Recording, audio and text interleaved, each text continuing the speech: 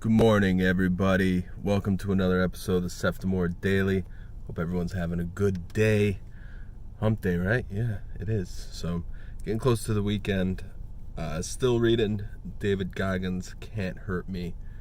And as you guys probably know, because I keep talking about it, the book's incredible. And something I wanted to talk about today, an insight from the book, was calluses of the mind, something he talks about. And it's really cool because it's when you go through negative things, when you talk to negative people, when you have to go through things that you don't want to. So this is kind of building off yesterday. You have two perspectives. You could look at it as this person's terrible to me, or you could look at it like something that he really drills into, and he drilled into my head, was that he just look at this person and say, you know, these people don't have, if someone's being awful to you, look at it as, you know, there's two different lanes you could take here. One lane is to say, woe is me, and the second lane is to say, well, this person's not right. This person has to go through day-to-day life like that, and I'm not going to let it bother me. Let me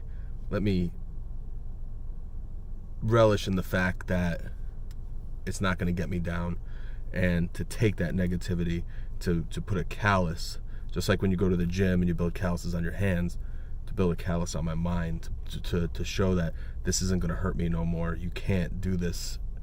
You can't break me. You can't stop what I'm doing, my positive outlook on life, my positive outlook on the day.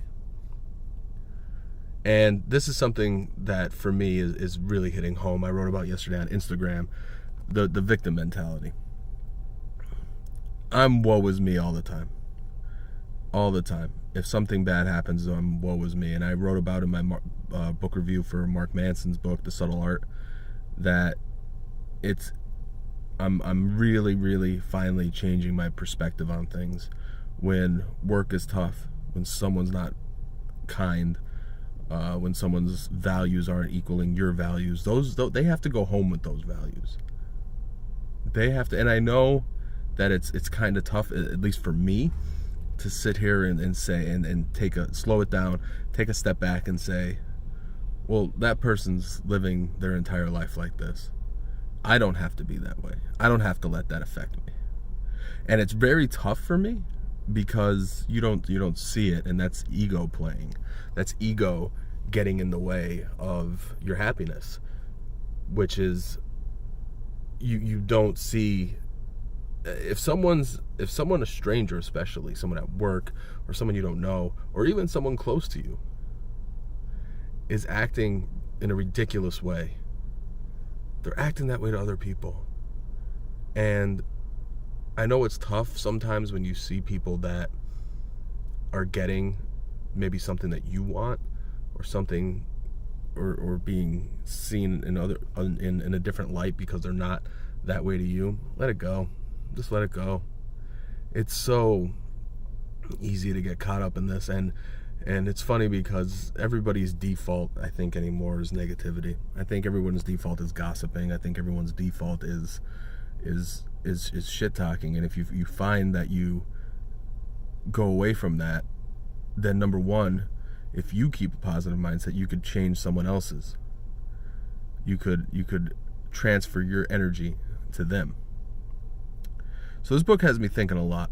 And it's truly trying to change. It's truly changing my perspective, because he really shows through David Goggins' hard work and through his upbringing what a really tough life can be.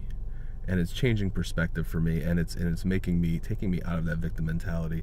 And I'm about halfway through the book, and it's just I'll recommend it. The Seftimor Dailies are probably all going to be insights from this book, because it's really hitting home, and I'm very happy to start the year with reading this. But, you know, next time, just remember that you could use that callus on your mind, and choose your lane in a positive way or in a negative way, and try to get out of that victim mentality, because if people are being that way, I'm sure they're being that way in other aspects of life, and that doesn't concern you. Thank you everyone for listening. Thank you everyone for watching, and I'll talk to you again soon. Have a good day. Peace.